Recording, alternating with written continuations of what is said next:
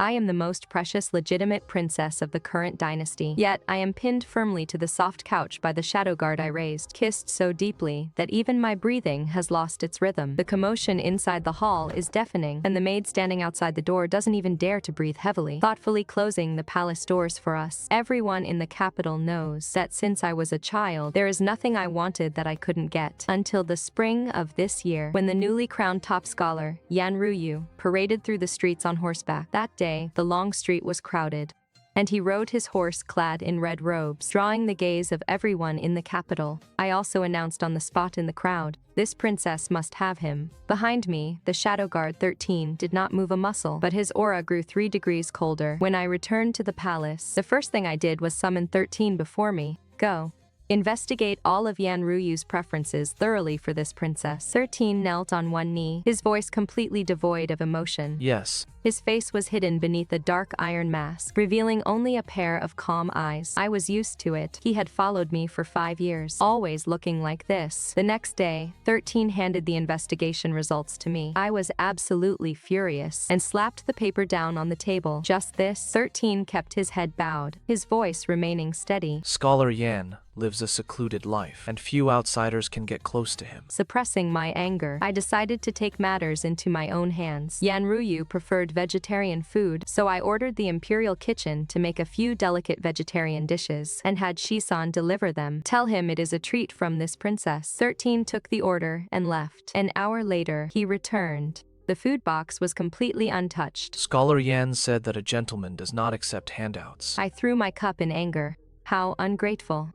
13 silently stepped forward to clean up the broken porcelain on the floor. His hands were very steady, with well-defined knuckles. They were the most beautiful hands I had ever seen. The anger in my heart inexplicably subsided a bit. Never mind.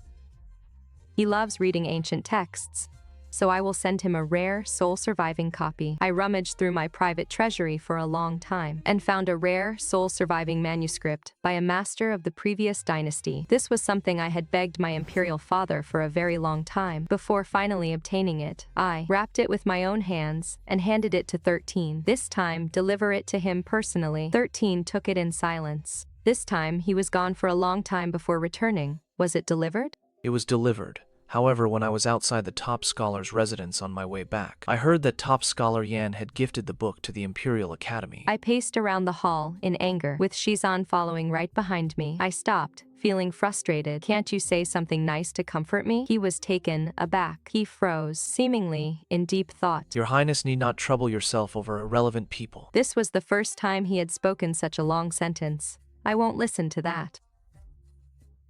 The word give up does not exist in the dictionary of Zhao Qingqing. If the soft approach doesn't work, I'll use force. I decided to orchestrate a chance encounter. Having found out that Ruyu went to the Hanlin Academy for duty every day, I calculated the time carefully to happen to pass by on the path he had to take. That day, seeing Ruyu's figure from afar, I took a deep breath, cleared my throat, and prepared to stage a scene of a beauty in a carriage, crossing paths with a talented scholar. Just as I was about to speak, my foot tripped on something unknown, and my whole body pitched forward. The expected clumsy fall to the ground did not happen. A pair of strong arms caught me steadily. I fell into a firm embrace that carried a faint, cold fragrance. It was 13. He had appeared in front of me at some unknown moment, shielding me securely. Meanwhile, Ruyu merely cast a cold glance at us,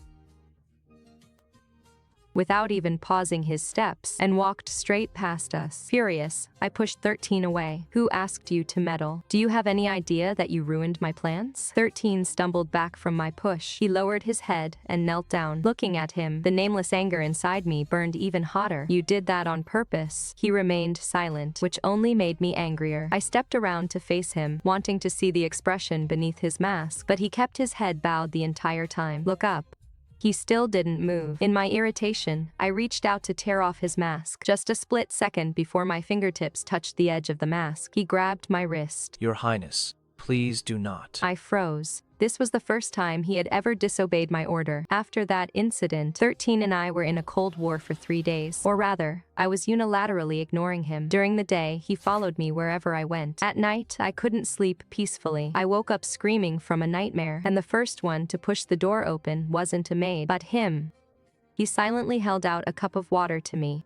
As I took the water, I suddenly realized that although this palace was vast, the only one who truly made me feel safe was this shadow of mine whom I so often took my anger out on. On the fourth day, I was practicing my clumsy swordplay in the courtyard. I accidentally tripped over a pebble on the ground, scraping my knee until it bled. The maid made a great fuss, wanting to call the imperial physician. Irritated, I waved her away, but 13 appeared from nowhere with a medicine bottle. He knelt on one knee before me and silently pulled my ankle toward him. He wiped away the blood with a clean cloth and then sprinkled the medicinal powder evenly over the wound. Looking at his focused expression and his tightly pressed lips, my heart inexplicably skipped a beat. You even know medicine? He didn't even look up. It is a required course for shadow guards. I let out an oh. Suddenly, I remembered something. My imperial father once said that 13 was the most outstanding of all the shadow guards. He was highly skilled in assassination, tracking, medicine, poison, and disguise. When he was 12 years old, during a royal hunt, he blocked a fatal blow from a crazed bear for me. The bear's claws had nearly torn his back apart, but at that time, I did nothing but cry and didn't even spare him a single glance. Later, after his wounds healed, he became my personal shadow guard. I only remembered that he wore a mask from then on, but I had never asked him if his face had also been injured in that accident. Thinking of this, a strange emotion welled up in my heart, and most of the anger from 4 days ago dissipated. I asked him if his face was all right. His movements paused. This subordinate is fine. He finished bandaging my wound, put away the medicine bottle, and retreated to the side, as if the touch just now was merely my illusion. After that day, my attitude toward 13 changed slightly. I started looking for things to say, seeing him standing nearby like a pillar. I deliberately flipped the pages of my book noisily and then sighed deeply. What on earth is written here? It is so obscure and difficult to understand. So boring. He didn't react. I picked up another piece of newly tributed pastry, took a bite, and frowned. It is too sweet. It is sickeningly sweet. I bestow it upon you. He still didn't move, his voice steady. Thank you, Your Highness. He fell silent for a moment, then slightly lifted the lower edge of his mask and put the pastry I had bitten into his mouth. My gaze was instantly drawn to the lower half of his face that was revealed. He quickly put the mask back on, as if nothing had happened. I suddenly felt my face grow hot. I hurriedly turned my head, pretending to continue reading, but I couldn't take in a single word. My mind was filled entirely with that fleeting glimpse of his thin lips and his bobbing Adam's apple. I didn't expect 13 to be so alluring. Just half of his face left me with an endless aftertaste. My interest in Ruyu suddenly faded quite a bit, and I began to think of various ways to target that dark iron mask. 13, the sun is so fierce today. Your mask looks stuffy and hot. Take it off to cool down. He stood by my side, his voice flat. Thank you for your concern, Your Highness. This subordinate is not hot. Well, I have recently received a box of scar-fading ointment. It is said to have miraculous effects in removing scars. This subordinate has no scars on his face. Thank you for your trouble, Your Highness. I pouted. But my mind did not rest. At night, before going to bed, I deliberately knocked over the candlestick. A small section of the bed curtains was instantly set ablaze. I let out a cry of alarm. Almost at the same moment, 13's figure appeared. He quickly tore down the curtains and stamped out the fire with his foot. After confirming I was unharmed, he immediately stepped back. I took the opportunity to grab his sleeve, speaking in a tone of lingering panic. 13, my hand seems to have been splattered by a spark just now. It hurts so much. His figure paused, and he immediately turned back. He lifted my outstretched hand, sat by the window, and examined it carefully under the moonlight. We were very close. I could smell that familiar, crisp, cold fragrance on him. He lowered his head, intently checking my fingers. The mask was almost within arm's reach. My heart beat rapidly, holding my breath. My other hand quietly rose, seeing that I was about to touch the edge of that cold mask. He suddenly let go of my hand, taking a step back to distance himself. Your Highness, there are no burns on your hand. It is late. Please rest. Failed again, looking into his deep eyes. I suddenly wasn't angry anymore. Instead, a strange sense of patience welled up inside me. I'd like to see just how long you can keep wearing that cold, hard mask. My interest in Ruyu had long since worn away. While I was trying to figure out 13's mask, during my days spent with 13, I even began to think that if 13 were willing to take off his mask, even if he turned out to be incredibly hideous, I would still accept him. This thought gave me a start. When did I start caring so much about 13? While I was staring blankly into the bronze mirror, wondering what scheme to use next.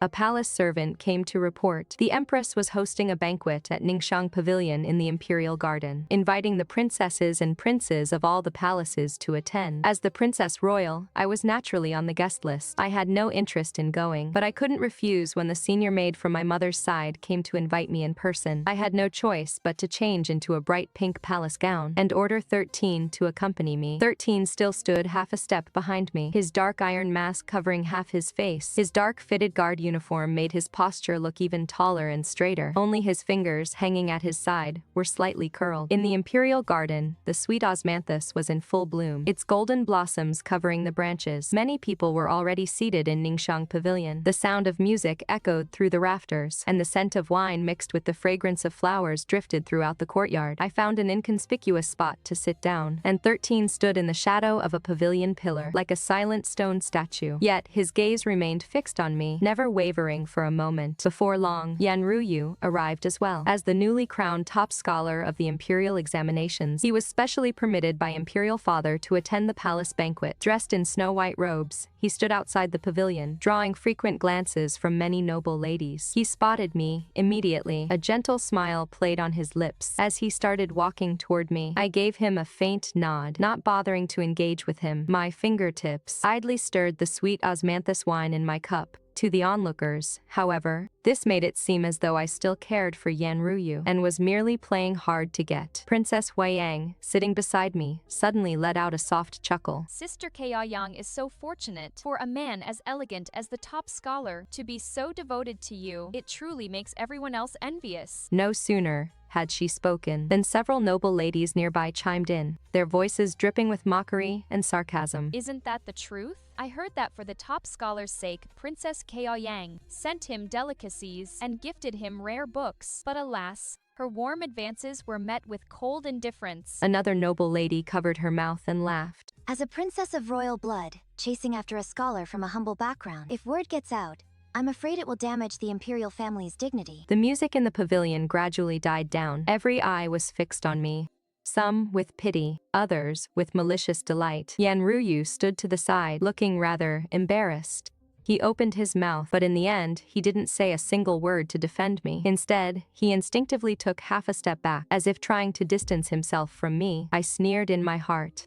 Whatever lingering obsession I once had for Ruyu vanished completely at this moment. I only found the whispering around me incredibly annoying. Just then, a cold voice suddenly rang out, breaking the silence in the pavilion. The princess's feelings are not for others to gossip about. It was 13. Unnoticed, he had stepped out from the shadows and stood before me. His eyes behind the iron mask were as cold as ice. As they swept over the mocking noble ladies, Princess Huiyang froze for a moment, and then, flying into a rage out of humiliation, she slapped the table and stood up. What kind of creature are you? How dare a hidden guard who hides his face meddle in my business? She had been pampered since childhood. When had she ever been so defied by a servant? She immediately raised her hand to slap my face, cursing as she did so. It is all because of an ungrateful thing like you, spoiling the servants around you so much that they dare to offend their superiors. I instinctively tilted my head, only to see 13 act with swift eyes and hands, grabbing Princess Huiyang's wrist in one swift motion. His grip was incredibly strong. Princess Huiyang's face turned pale with pain. It hurts. Let go of me.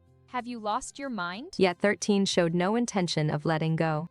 His voice remained ice-cold, yet carried an unquestionable authority. Princess Young's noble person is not to be insulted by the likes of you. The courtyard instantly erupted into an uproar. The princes and princesses were all dumbfounded. No one had expected that a shadow guard would actually dare to lay hands on a princess. The empress frowned and spoke.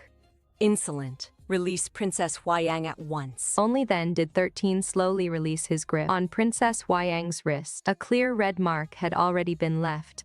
Clutching her wrist, she wept tearfully like a rain-drenched pear blossom. Imperial Mother, look at him. He actually dared to hurt me. 13 turned around and knelt on one knee before me, his back held perfectly straight, his voice calm and flat. This subordinate was eager to protect his master, and overstepped his bounds to offend a superior. I beg your highness for punishment. He had clearly done it for me, yet he took all the blame upon himself.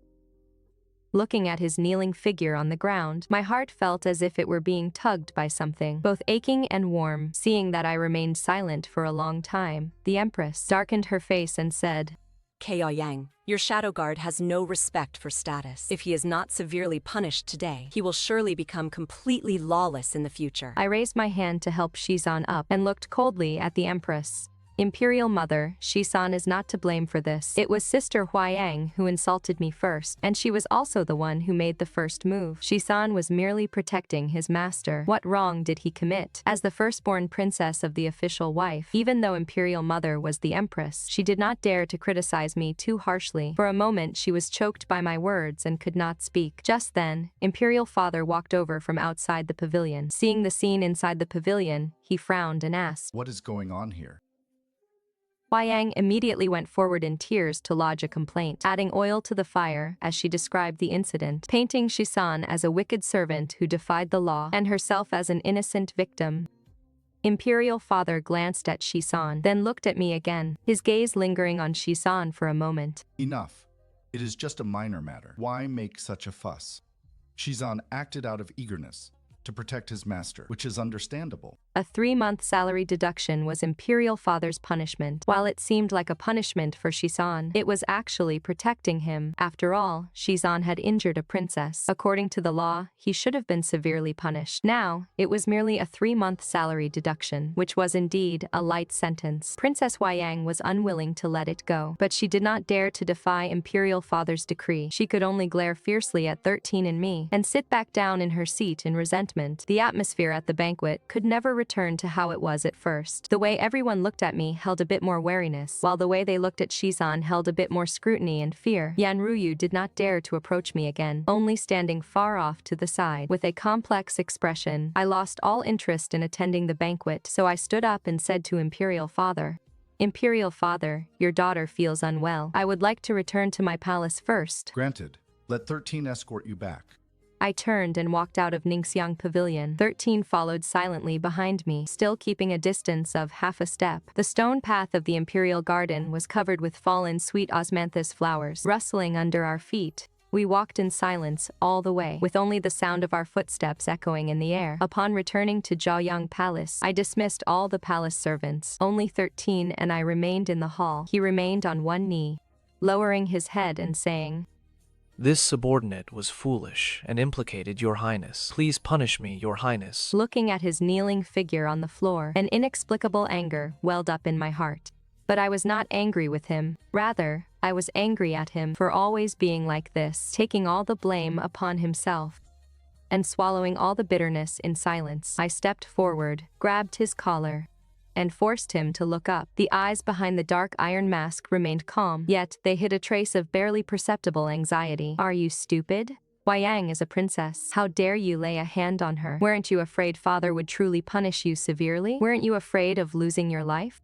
He froze for a moment, seemingly not expecting me to say these things. After a long pause, he whispered, This subordinate's death is of no consequence. I only wish for your highness's safety. Those few simple words were like a pebble thrown into my heart, sending ripples through it. I looked at him, and the anger in my heart vanished instantly, leaving only a profound ache and tenderness. I raised my hand, wanting to touch his mask. Just as my fingertips were about to touch the cold iron, he tilted his head slightly to avoid it. Your highness, please do not. I withdrew my hand, feeling a trace of disappointment in my heart, but I did not force the issue. I simply let go of his collar. Rise. I do not blame you for what happened today. He slowly stood up, still standing in the shadows. Yet, that figure of his seemed to carry a bit more warmth than usual. I walked over to the window, watching the sweet osmanthus petals scattered all over the ground outside. Suddenly I spoke, Thank you for today. He fell silent for a moment. It was merely this subordinate's duty. But I knew. This had never been his duty. He could have stood by and watched coldly like the others. Yet, for my sake, he did not hesitate to defy social status, did not hesitate to offend the princess, and did not hesitate to put his own life at risk. At that moment, I became even more certain that my feelings for this shadow guard were no longer just a master's simple concern for a subordinate. I had truly fallen for him, and his heart, hidden behind that mask, was not a cold stone either. It was merely locked away tightly by his status and shackles. I looked at his figure and thought to myself, this dark iron mask, one day, I will take it off with my own hands to see the heart beneath it.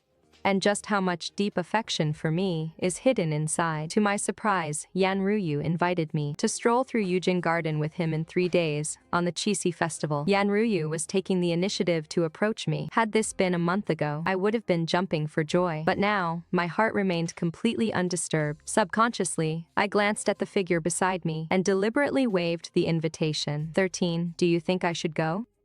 That figure stiffened for an almost imperceptible moment, his fingertips tightening into a fist. After a long pause, he finally spoke. Regarding your highness's wishes, this subordinate has no right to interfere. Anger flared up in my chest. Tossing the invitation aside, I said, fine, then I shall go. On the day of the Qixi festival, I turned around to look at that silent figure by the door. Shisan, am I beautiful today? His gaze remained lowered, resting on the hem of my skirt. Your highness is, of course, extremely beautiful. Look into my eyes and say that. He finally raised his eyes slowly. Those deep eyes met my face in full, splendid makeup. In an instant, a surging wave of emotion clearly swept through them. Am I beautiful? His Adam's apple bobbed slightly. For a split second, I thought he was going to say something, but in the end, he lowered his gaze again. Your highness is peerless in grace and beauty. I was satisfied. I curled my lips into a light smile. Yet that brief moment of gratification vanished in the blink of an eye, leaving behind a trace of inexplicable disappointment. What I wanted to hear was clearly more than just this. Inside Yujin Garden, Ruyu was waiting under the willows by the spring embankment. Inside Yujin Garden, Ruyu was waiting under the willows by the spring embankment. Seeing me, he came forward to greet me, his eyes filled with a smile. That your highness was willing to come. This subject is immensely overjoyed. I gave a casual hum of acknowledgement and sat down on a chair. He personally poured tea for me, his tone gentle and refined, yet carrying a perfectly measured touch of excitement. This subject has long admired your highness. I only lamented my humble background and dared not hope that I would finally get close to you today. It feels like a dream. Oh, then why did you give me the cold shoulder before? Ruyu was taken aback, his face filled with genuine confusion. Why does your highness say this? This subject has never even had the opportunity to neglect your highness. My heart skipped a beat. The vegetarian meals I had the Imperial Kitchen send to you. Didn't you say you wouldn't accept handouts? This subject has never received any vegetarian meals. Then what about the rare ancient book from the previous dynasty I sent you? Didn't you turn around and gift it to the Imperial Academy?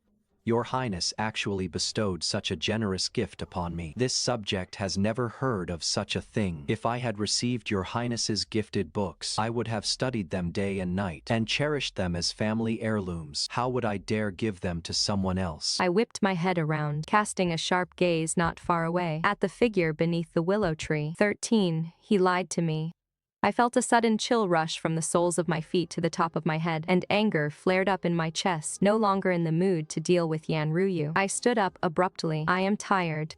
I shall return to the palace first. Ignoring Ruyu's astonishment and attempts to make me stay, I turned and left. On the way back to the palace, there was a dead silence inside the carriage, heavy with a deathly stillness. Once we arrived at my bedchamber, I dismissed all the palace servants, leaving only 13 behind. With my back to him, my voice was as cold as ice. 13. Ruyu knew nothing about it. He received none of the food or books we sent. You did it, didn't you? Yes. Why? Who gave you the audacity to deceive your superior and make a fool of us? He remained kneeling, his back perfectly straight. This subordinate has deceived his master. My crime deserves 10,000 deaths. I am willing to accept any punishment from your highness. I grabbed him by the collar, forcing him to look up. Do you think we are ridiculous? Watching me chase after a man like an idiot? Were you laughing at me behind my back? I stared at him intently as an absurd and bold thought flashed through my mind. Did you do this because you like me? He avoided my gaze. Your highness, please do not humiliate this subordinate. I understood completely now. Ever since I became aware of his presence, testing him time and again, and every time I wanted to take off his mask, when he applied medicine to my wounds, when he ate the pastries I left behind, and when I saw his eyes waver because of me, I had already fallen in love with him. But he did not love me. I stopped laughing, wiped the tears from my face, and my gaze turned cold, inch by inch. Fine. I took down the riding crop I usually used for martial arts practice from the wall, and threw it in front of him. You said you are willing to accept any punishment. I sat back in the main seat, casually picked up a flask of wine from the table, and took a large gulp straight from the spout. Do it yourself. Whip yourself until this princess is satisfied. 13 did not hesitate for a second. He picked up the riding crop from the floor, stood up, and swiftly untied the collar of his shirt. His strong, muscular back was exposed to the air, crisscrossed with several hideous old scars. Those were left when he blocked a bear's claws for me at the age of 15. He gripped the whip tightly and struck his own back with full force. Crack. The sharp sound of the whip echoed harshly in the grand hall. A bloody welt instantly burst open on his back. The second strike, crack. The third strike, his face remained expressionless as he swung the whip mechanically, putting all his strength into every single blow. His flesh tore open, and fresh blood flowed down his back. Yet, from beginning to end, he did not make a single sound. I downed cup after cup of wine. My eyes fixed on him. I was waiting for him to beg for mercy, waiting for him to say something soft, waiting for him to tell me that he didn't do all this just to make a fool out of me. But he didn't. He would rather beat himself to a bloody pulp than offer me an explanation or admit that he had me in his heart. Back then, he was just like this too, covered in blood, yet utterly silent. It turns out that after all these years, nothing has changed. In front of me, he will always be that shadow who would die for me, yet will never say he loves me. I slammed the wine flask heavily onto the table, splashing the liquid all over my hand. Enough. Looking at his unyielding, death-defying posture, I only felt a heart full of grievance and anger with nowhere to vent. I grabbed the wine flask from the table, stood up unsteadily, and wanted to pour more into my mouth. But my wrist was suddenly grabbed by a burning hot hand. 13 tightly gripped my wrist with one hand, while his other hand snatched the wine flask away.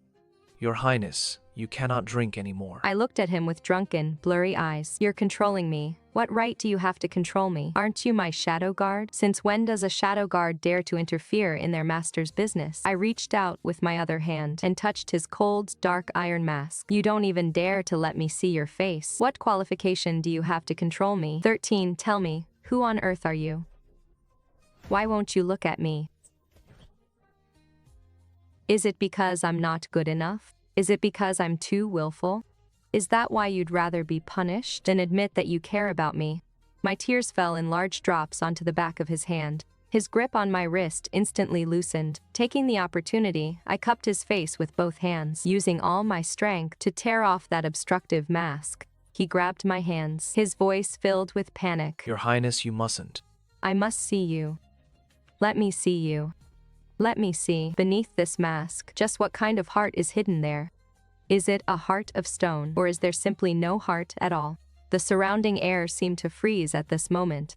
He stared intently at me. The next second, he suddenly raised his hand and personally unbuckled the clasp of the mask, that dark iron mask which had shielded him for 5 years and troubled me for countless days and nights. Slid down from his face. The light inside the shop was very dim, but I could still see clearly. I saw him clearly. It was not a disfigured face, but a face beautiful enough to eclipse heaven and earth, even more aloof and ethereal than Ruyu. I was completely stunned. At the very moment I lost myself, he suddenly grabbed the back of my head, leaned down, and a burning, bloody, and heavily alcohol-scented kiss pressed down fiercely. It turned out that what I had kept by my side was not a stone, but a bloodthirsty wolf that had endured for far too long. This kiss lasted for a very long time, so long that I thought I would suffocate in his arms. When he finally pulled back slightly, both of us were panting heavily. His forehead rested against mine, his burning breath brushing over my face. Your Highness, you forced me.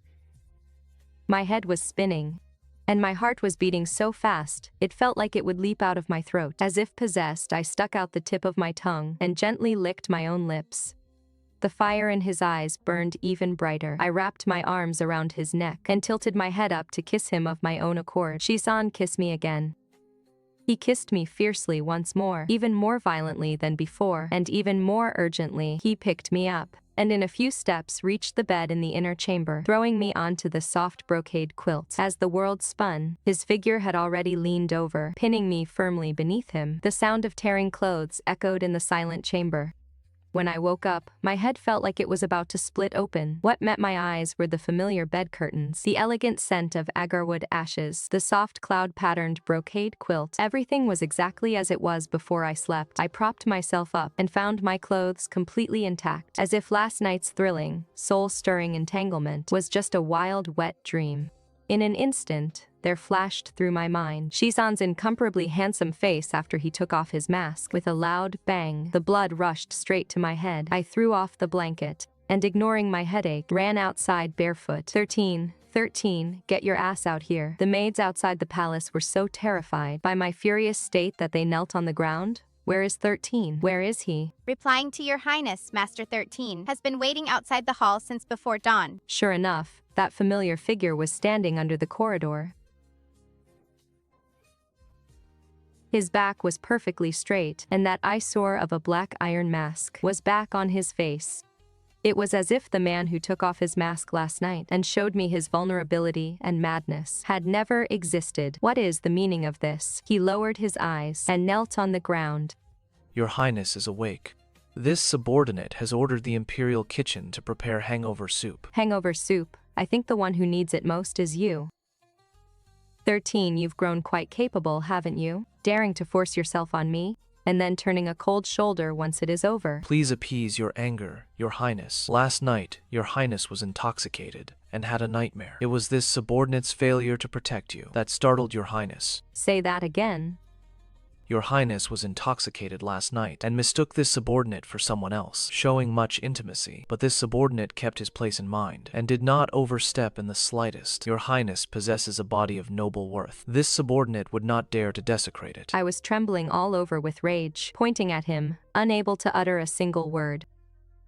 Yet, as if he thought he hadn't provoked me enough, he added another line. Your Highness repeatedly mentioned the name of Scholar Yan last night. If Your Highness is truly troubled in your heart, this subordinate can deliver an invitation for Your Highness once more. I indeed mentioned Yan Ruyu's name several times, but that was only when he was whipping himself, and I did it to provoke him, to get him to admit his feelings for me. I finally reached my breaking point. I raised my hand and slapped him across the face. Yet, he didn't even flinch. Fine, Shisan. You are really something. Starting today, you no longer need to serve as my personal guard. Get out and guard the palace gates. Guarding the palace gates was the lowest duty for a shadow guard, and also the greatest punishment. I thought he would beg for mercy, or at least show some reaction. But he didn't. He kowtowed deeply to me. This subordinate obeys. Shisan really went to guard the palace gates. For the first time, his presence was missing from my Zhaoyang palace. At first, I felt a sense of relief. Without that eyesore of a stone around, I was free to do whatever I wanted. But after 1 day, 2 days, and then 3 days, I began to feel unsettled. The entire Zhaoyang palace felt completely empty, and a large part of my heart felt empty along with it. On the night of the 7th day, I finally couldn't bear it anymore. Avoiding everyone, I secretly slipped away to the most remote north gate of the palace. On that late autumn night, the cold wind bit to the bone. From afar, I saw that familiar figure. He stood straight as a spear at the palace gate, letting the freezing wind whip his robes. Not having seen him for 7 days, he seemed to have grown quite thin. My heart felt as if it were being violently squeezed by something, both aching and sore. Just then, 3 Imperial guards on night patrol, carrying lanterns, walked over, laughing and chatting. Oh, isn't this Lord Shisan? What are you doing out here in the freezing wind? Shisan was once the commander of the Shadow Guards, and my personal guard. Countless people had envied him. Now that he had fallen from grace, there were naturally those who couldn't wait to kick him while he was down. Shisan stared straight ahead, acting as if he hadn't heard a thing. The lieutenant, feeling humiliated, flew into a rage. He took a step forward and deliberately bumped his shoulder into Shisan. I'm talking to you. Are you mute? Get lost. Hey, you still dare to be cocky? Today, I'll teach you some manners. My heart tightened, and I instinctively wanted to rush out. But, in the next second, before the lieutenant's fist could even touch Shisan, he was kicked flying by him. The lieutenant slammed hard against the palace wall, making a dull thud. You dare to lay a hand on us? The remaining 2 Imperial guards turned pale with fright. They scrambled to help the lieutenant up. If there is a next time you die. The 2 Imperial guards were terrified by the murderous aura radiating from him. Terrified and panicked, they carried their half-dead boss and ran away. Silence returned to the north gate once again. Only then did I realize that driving him away from my side was not only torturing myself, but also pushing him into danger. I couldn't go on like this. Then, I quietly returned to the palace. The next day, I rushed straight into Imperial Father's study. Imperial Father, I want to choose a consort. Nonsense. Imperial father, who was reviewing memorials, was startled by me. Why on earth do you suddenly want to choose a consort? I don't care, I just want to choose one. If Imperial father doesn't agree, I will go on a hunger strike. Imperial father got a headache from my fussing. In the end, he could only sigh helplessly. Fine, fine, fine. As you wish. Everything is up to you. Tell me, who have you taken a fancy to? Is it the newly crowned top scholar, Yan Ruyu, or a son from some noble family? I shook my head. I don't want any of them. I only want my shadow guard, Shisan. The helplessness and indulgence on Imperial father's face faded away, bit by bit, replaced by gravity and sharpness. Ching Ching, do you know what you are saying? I met his gaze. I know. Father, I love him. It is not a passing whim. I want to marry him. Absurd. What is his status? A lowly shadow guard who cannot show his face. Ah, he stopped mid-sentence, suddenly falling silent. Father. Who exactly is 13? Why did you make him wear a mask? His face isn't injured at all. You know everything. Father, please tell me, who is he really? Why would he rather hurt himself than admit he loves me? Why did he say my feelings for him are an insult? And that he wronged me that night? He stood up, walked to the window, and stood with his hands behind his back. Forget it. Forget it. It is all fate, Ching Ching. 13's name is not 13. His surname is Si, and his given name is Jing. He is the only son of Shi Yuan, the Grand General of the state, whose entire family was executed 8 years ago for treason. Father, was the Shi family wrongly accused? Shi Yuan was my trusted minister, loyal and devoted. I never believed he would rebel. But at the time, the evidence was ironclad, pointing directly at the Shi family. To stabilize the court, I had no choice but to issue the decree. Over the years, I have been investigating in secret, but I could never find a breakthrough. Back then, I spared Shi Jing's life and sent him to the Shadow Guard camp. I also had a selfish hope that he might clear his father's name in the future. I just didn't expect that you would fall in love with him. Father, since you also believe the Shi family is innocent, then let us clear his name. I want him to take off those black clothes, remove that mask, and stand honorably in the light. I want him to reclaim his status as the young master of the Shia family, earn his own academic honors through his true abilities, and marry me with all due honor and glory, carrying Imperial Father's secret decree. I personally went to the North Gate. When I arrived, Shi Jing was surrounded by several eunuchs. The leader was the newly favored head eunuch from the Empress's palace. Her Highness the Princess is feeling unwell, yet you gatekeeping servants don't have the slightest bit of sense? Especially you. A lowly slave who can never see the light of day. How dare you block my way? Kneel down and slap your own face. Shi Jing stood there, not saying a word. With a cold expression, I stepped out from the shadows. Stop! The 3 eunuchs saw me and fell to their knees with a thud, terrified. I ignored them completely and walked straight up to Shi Jing. Why is your highness here? I didn't answer him. Instead, I reached out and gently touched his cold black iron mask. Shi Jing, I have come to take you back. He snapped his head up, and those eyes hidden behind the mask stared intently at me, filled with utter disbelief. As for you all, offending my shadow guard and insubordinately defying your superior, go to the palace discipline department to receive your punishment. With that, I took Shi Jing's hand and left the north gate. Upon returning to Kaoyang Palace, I dismissed everyone. Shi Jing still stood in the hall, motionless. I walked up to him and looked up at him. Why didn't you tell me? Why did you have to carry this all by yourself? He remained silent for a long time, then slowly knelt down. Your Highness, you shouldn't have known. Once you know, there is no turning back. If there is no turning back, then we won't turn back. Shi Jing. Look at me. I don't care if your surname is Xie or anything else, nor do I care if you are the descendant of a condemned official. I only know that when I was 15, it was a youth named Shi Jing Who risked his life to save me? I only know that, for the past 5 years, it was my shadow guard, 13, who accompanied me, protected me, and indulged all my whims. I only know that the man who kissed me that night in Zhaoyang Palace is named Shi Jing. I reached out and removed his mask. With a soft click, the mask slipped off. Listen to me, Shi Jing. I, Zhao Qingqing, like you. It is not a princess's charity to a shadow guard, nor is it a passing whim to toy with you. It is a woman's deep love for a man. Looking at his shocked, speechless expression, I suddenly smiled. I helped him up and gently kissed his lips. So stop saying that my liking you is a humiliation to you. Because being able to love you is the greatest fortune of my life. He could no longer control himself and suddenly pulled me into a tight embrace, holding me so hard as if to merge me into his very bones and blood. Warm liquid dripped onto the crook of my neck. My shadow guard, who would bleed but never weep, was crying. Your Highness.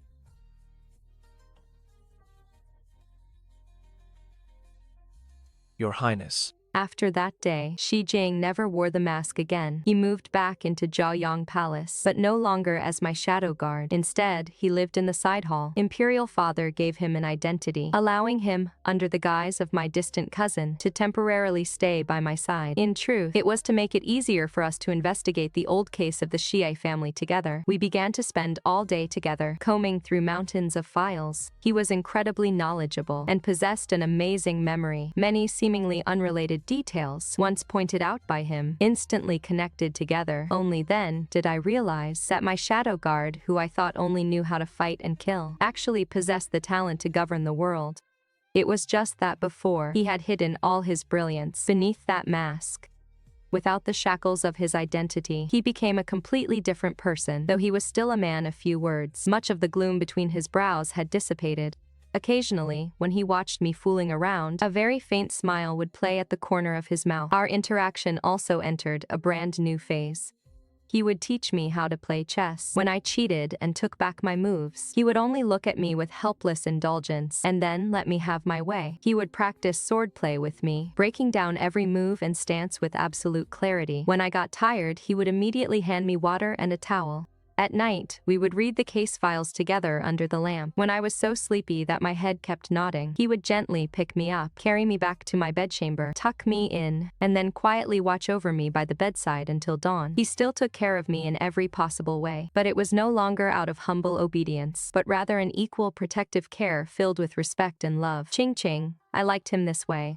I liked that he no longer called me, Your Highness, but called me Qingqing instead. I liked that when he looked at me, his eyes were no longer filled with suppression and pain, but with deep, inseparable tenderness and attachment. This evening, we were reading the case files in the study again. Finally, from an inconspicuous years-old report, we found a breakthrough. The key witness who accused Shi Yuan of treason back then was an old general who had already retired and returned to his hometown. His hometown was the same place as that of Li Wei, the mastermind who framed the Shi family. Moreover, shortly after the Xie family's downfall, the old general's son was recommended by Li Wei for a lucrative post. That old general's son was recommended by Li Wei for a lucrative post. It is him. As long as we find this old general and get him to tell the truth, we can clear the Shi family's name. A bright light also burst forth in Shi Jing's eyes. He took my hand, holding it very tightly. Qingqing. Thank you. Thank me for what? There is no need for thanks between us. I deliberately leaned closer to him. Shi Jing.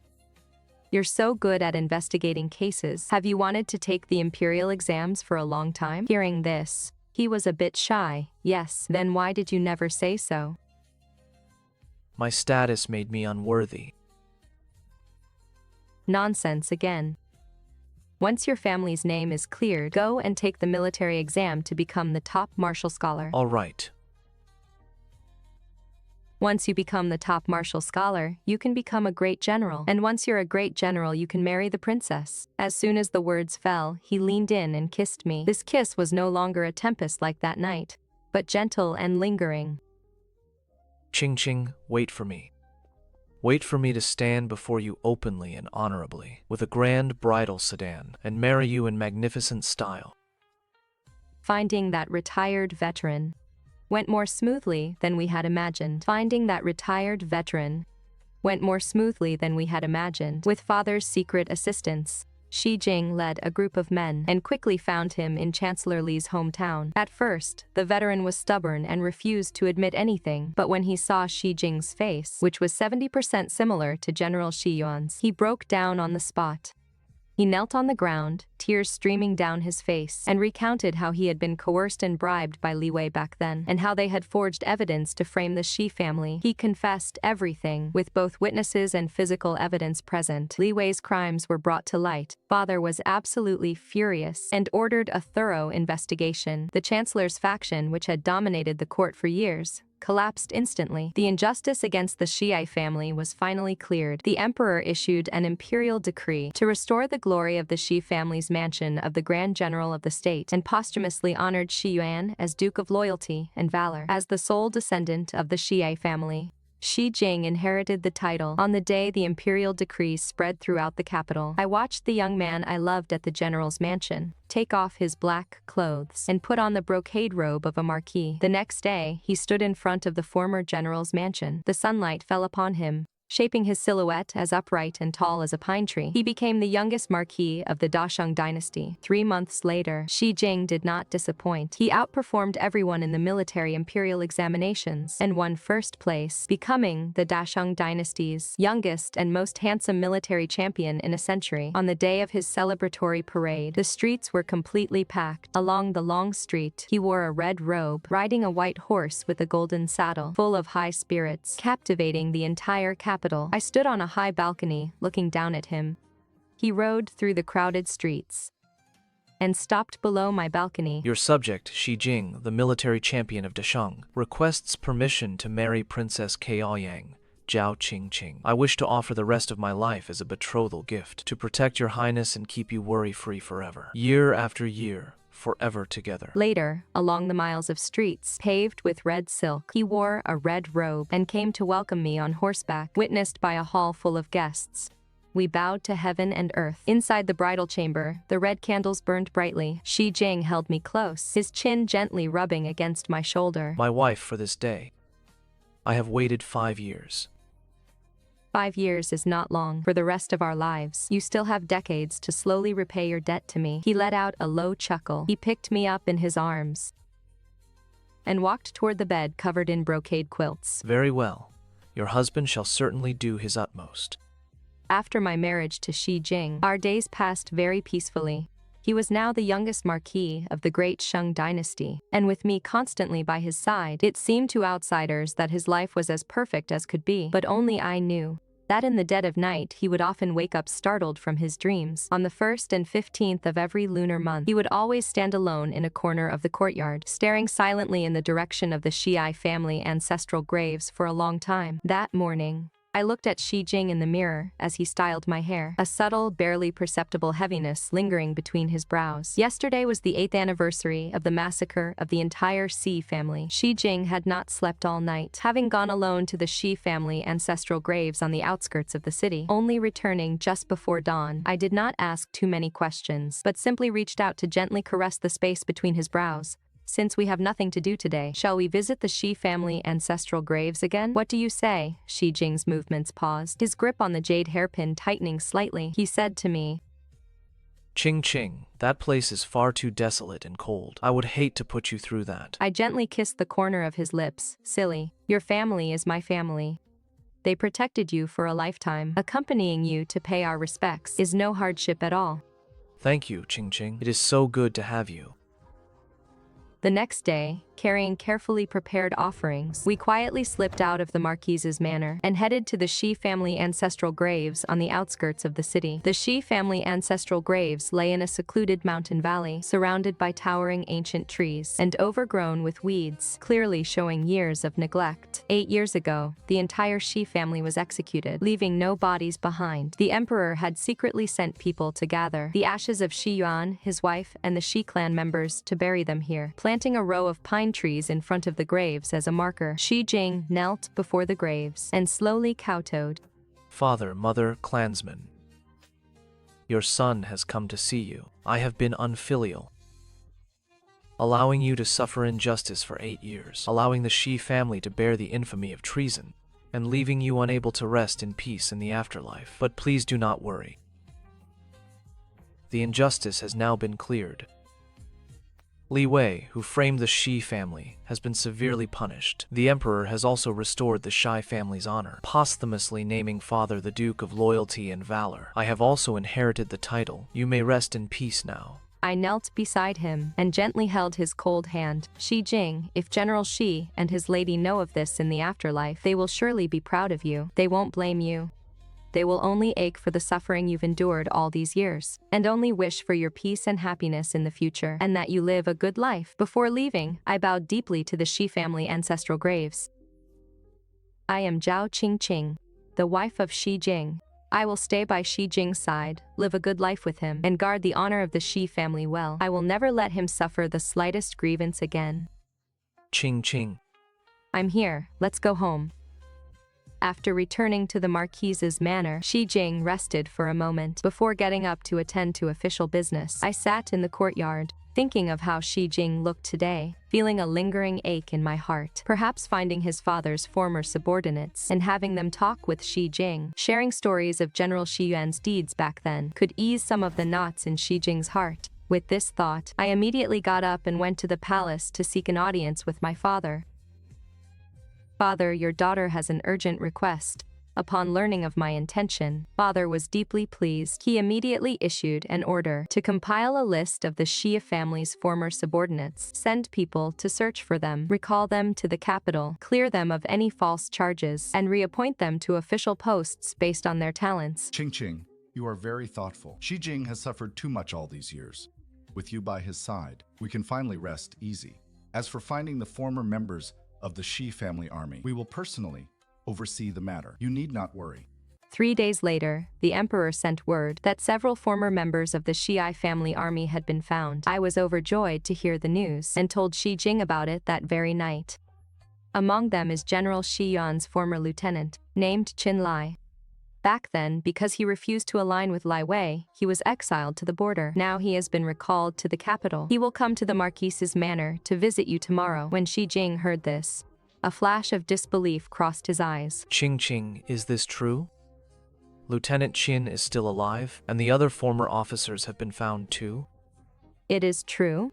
The emperor has already summoned them back to the capital and cleared their names. Lieutenant Qin will come to see you at the manor tomorrow. Shi Jing. Look, there are still so many people who remember General Shi and remember the Shi family. They are all waiting for you to lead them and restore the glory of the Xie family. Shi Jing could no longer control his emotions. He reached out and pulled me tightly into his arms. Thank you, Qing. Thank you for doing all this for me. I thought all the old comrades were gone. I thought no one remembered my father anymore. Or remembered the Xia family. Silly, how could they?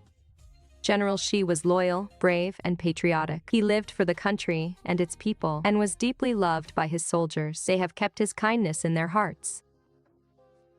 How could they ever forget? Everyone saw the injustice the Shi family suffered, and remembered it. Early the next morning, Shi Jing changed into his formal marquis robes. Seeing his nervous yet expectant look, I couldn't help but smile. Shi Jing, don't be so nervous. Lieutenant Qin and the others are family. My lord, Vice General Qin, they have already arrived at the gate. Shi Jing stood up immediately and walked quickly toward the gate. I followed closely behind him. At the entrance of the Marquis mansion stood several elderly men dressed in plain clothes. The one leading them was none other than Qin Lai, the vice general of General Shi Yuan back then. When Qin Lai saw Shi Jing, his body stiffened instantly. His eyes stared intently at him, unable to speak for a long time, as tears gradually blurred his vision.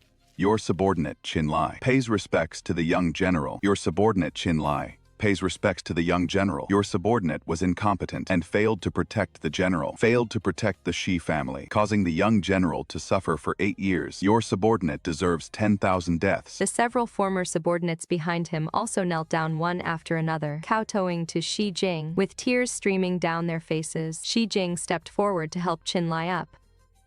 Vice General Qin, please rise quickly. You are humbling me too much. What happened back then was not your fault. It was the treacherous Li Wei who held power, and the court that was corrupt. It is already a great blessing that you all managed to survive. Qin Lai looked at Shi Jing. Young general, how loyal and brave the general was back then. He dedicated his entire life to the country and its people, never harboring even a shred of disloyalty. Yet in the end, his entire family was executed. Your subordinate simply cannot accept this. Vice General Qin, I know you cannot accept it, and I know none of you can. But now the injustice has been cleared.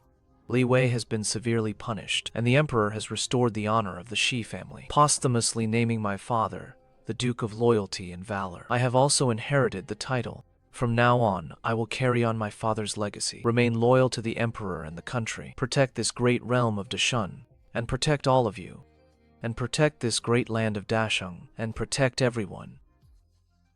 I will never let the tragedy of those years happen again. Hearing this, Qin Lai and the others had tears welling up in their eyes. They bowed deeply to Shi Jing. We are willing to follow you, young general, through fire and water, and we will never hesitate. Shi Jing helped everyone up, his eyes turning red.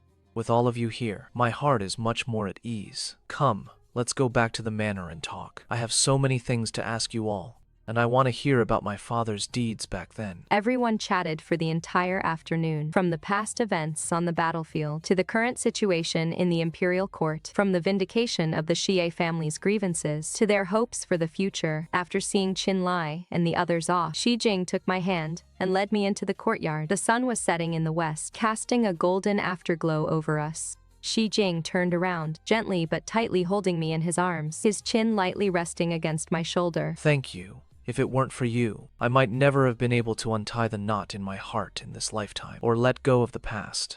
You made me realize that I am not alone. I still have family, friends, and you. Shi Jing. From now on, we must both live well. Let go of the pain of the past, and cherish the happiness before us. Shi Jing lowered his head and gently kissed my forehead.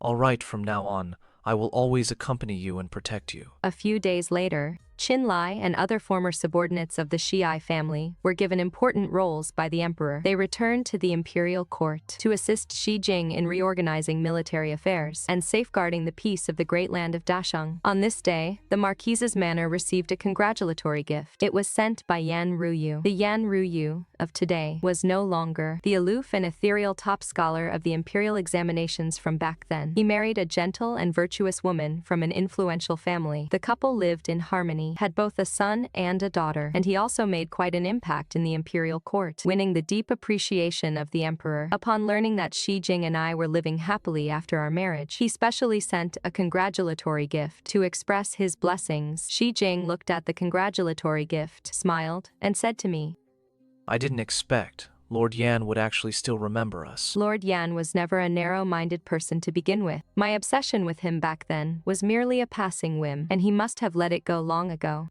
Now he has his own happiness, and we have our life together. As the night grew deeper, the lanterns of the Marquise's manor lit up one after another, warm and bright, reflecting our figures as we walked hand in hand, and also reflecting our remaining years, free of regrets, and filled only with complete fulfillment. And as for Shi Jing and me, we were finally able to spend the rest of our lives together. This is the best kind of perfection.